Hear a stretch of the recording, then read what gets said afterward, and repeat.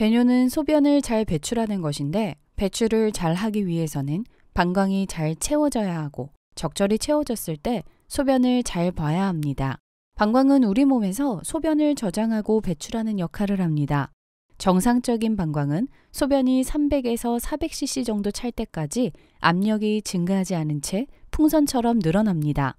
그러다 소변을 보고 싶다는 느낌이 들면 괄약근이 열리고 배뇨근이 수축하여 소변을 배출한 뒤 다시 제 모양으로 돌아오는데 이러한 배뇨 활동이 정상적이지 못해 화장실에 너무 자주 가서 피곤하고 급하게 신호가 와서 곤란한 상황이 생기거나 장거리로 어디를 가야 할 때 불편한 증상이 나타나기 때문에 많은 분들이 고민을 합니다.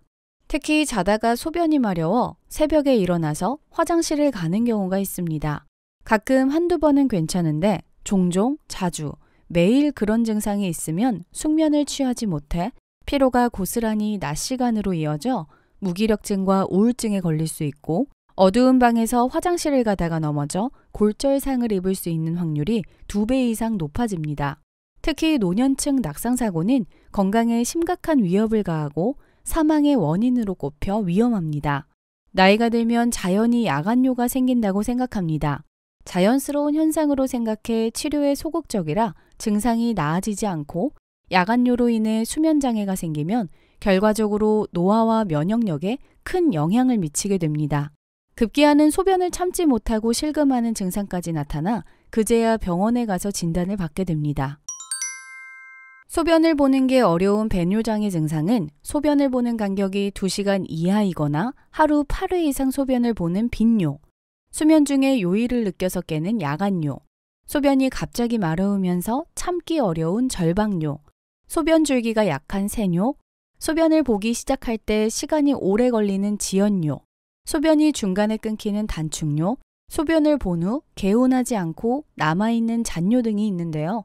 남성에게 생기는 배뇨장애의 대표적인 원인은 전립선 비대증입니다. 전립선은 나이가 들어감에 따라서 점차 커지는데 전립선이 커지면서 전립선 요도를 압박하여 방광 출구를 막아버립니다.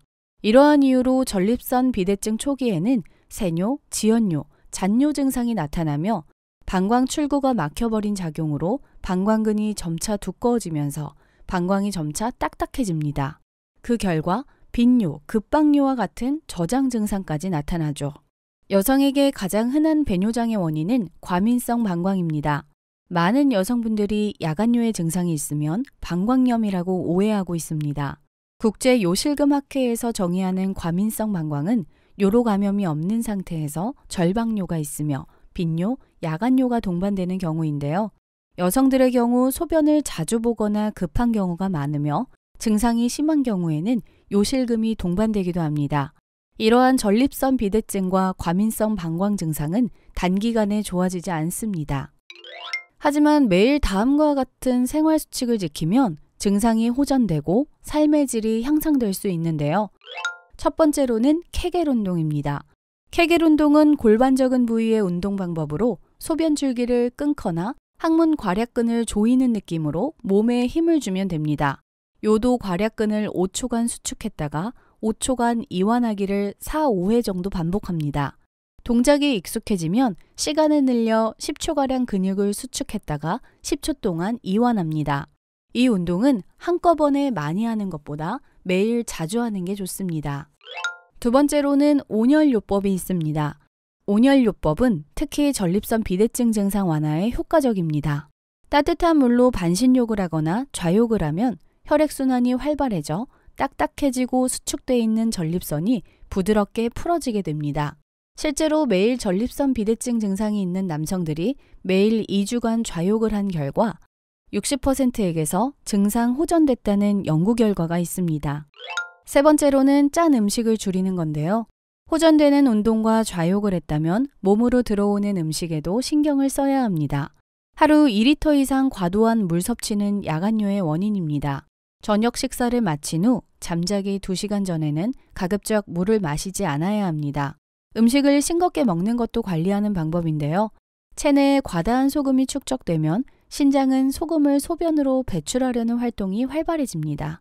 짜게 먹을 경우 물을 더 섭취할 수 있으니 싱겁게 먹는 습관을 들여야 합니다.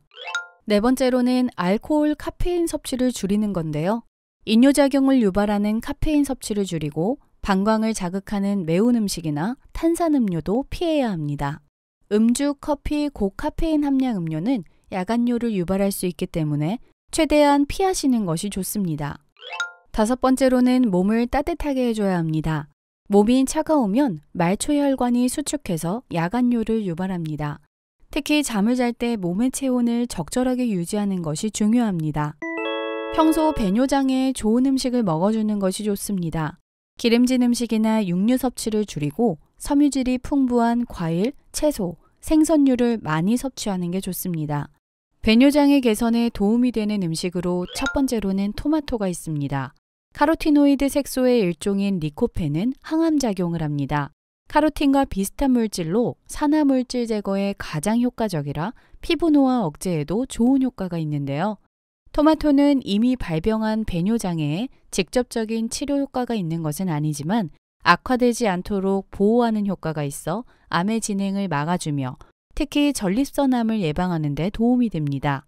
흡수율을 높이기 위해 주스, 수프, 소스 등의 형태로 먹는 것이 좋습니다. 두 번째로는 녹차인데요. 차류에 많이 포함되어 있는 카테킨은 폴리페놀의 일종입니다. 홍차, 우롱차에도 포함되어 있으나 발효 과정에서 줄어들기 때문에 녹차를 통해 섭취하는 것이 좋은데요.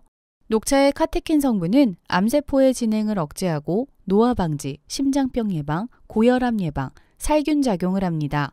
중국에서는 녹차를 즐겨 마시는데 녹차를 꾸준하게 마신 남성이 마시지 않은 남성보다 전립선암 발병률이 3분의 2 정도로 낮아졌다고 밝혔습니다. 세 번째로는 베리류입니다. 딸기, 블루베리, 라즈베리 등 베리류의 안토시아닌과 플라보노이드 성분은 강력한 항산화 기능으로 요로 감염의 원인인 박테리아와 세균 감염을 방지합니다. 네 번째로는 샐러리가 있는데요. 샐러리는 방광과 신장에 모두 좋은 식품입니다. 배뇨 전후 불편감을 완화하고 혈중 요산 수치를 낮춰줍니다. 다섯 번째로는 호박씨가 있습니다. 호박의 카로티노이드인 라이코펜 성분은 항산화력이 커 유해산소로 인한 질병 예방 및 치료 효과가 좋습니다. 이 외에도 오메가3 지방산, 아연 등이 포함되어 있습니다. 그리고 호박의 호박씨는 방광 내압을 줄여주는 폴리페놀 성분이 풍부해 잦은 배뇨를 완화해줍니다. 배뇨장애 질환 자체가 생명에 위협을 주지 않으나 일상생활이 힘들어지고 삶의 질이 크게 떨어질 수 있어 다양한 부분에 영향을 끼치게 됩니다. 정신적으로 우울증이 나타나거나 수치심이 심해지면서 대인관계 기피 증상 등 다양한 형태로 지장을 주게 되니 평소 앞서 말씀드린 내용을 숙지하시고 건강 잘 지키시길 바랍니다. 시청해주셔서 감사합니다. 영상이 도움이 되셨다면 좋아요와 구독, 알림 설정까지 부탁드립니다.